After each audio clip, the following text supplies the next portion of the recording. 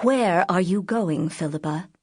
Mrs. Jackman asked sharply, as Flip turned away from the group of tourists standing about in the cold hall of the Chateau of Chillon.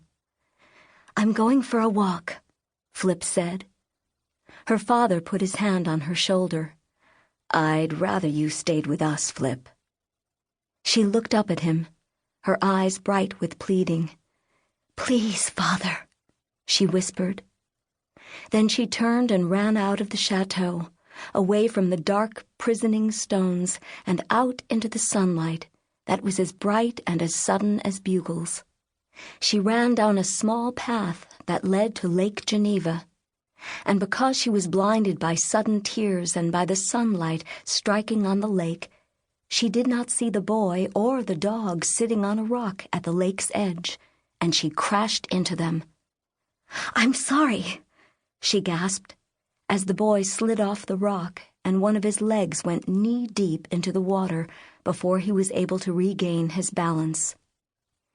She looked at his angry, handsome face and said quickly, this time in French, "I'm terribly sorry.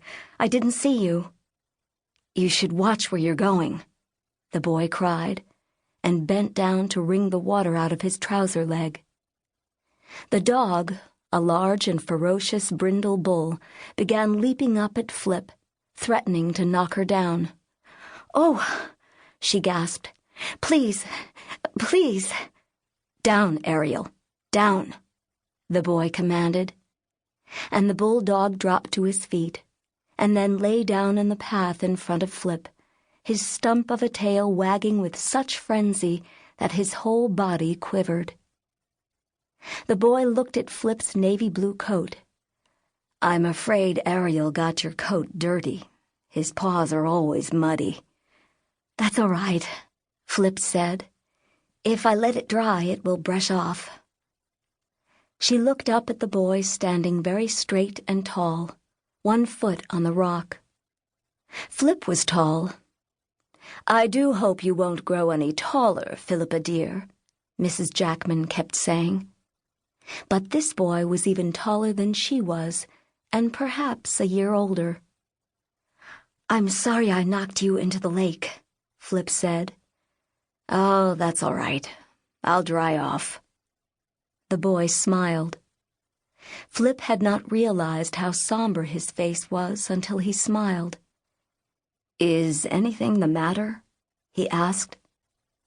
Flip brushed her hand across her eyes and smiled back. "No, I was just in a rage. I always cry when I'm mad. It's terrible." She blew her nose furiously. The boy laughed. "May I ask you a question?" he said. "It's to settle a kind of bet." He reached down and took hold of the bulldog's collar, forcing him to rise to his feet. "Now sit properly, Ariel," he commanded, and the dog dropped obediently to its haunches, its tongue hanging out as it panted heavily. "And try not to drool, Ariel," the boy said. Then he smiled at Flip again. "You are staying at the Montreux Palace, aren't you?" "Yes," Flip nodded. "We came in from Paris last night." "Are you Norwegian?" "No, I'm American." "She was right then," the boy said. "Right? About what? Who?" Flip asked. She sat down on the rock at the edge of the water, and Ariel inched over until he could rest his head on her knee. "My mother. We play a game whenever we're in hotels, my parents and I. We look at all the people in the dining room and decide what nationalities they are. It's lots of fun. My mother thought you were American, but my father and I thought maybe you were Norwegian. Because of your hair, you know." Flip reached up and felt her hair. It was the color of very pale corn, and she wore it cut quite short, parted on the side with a bang falling over her rather high forehead.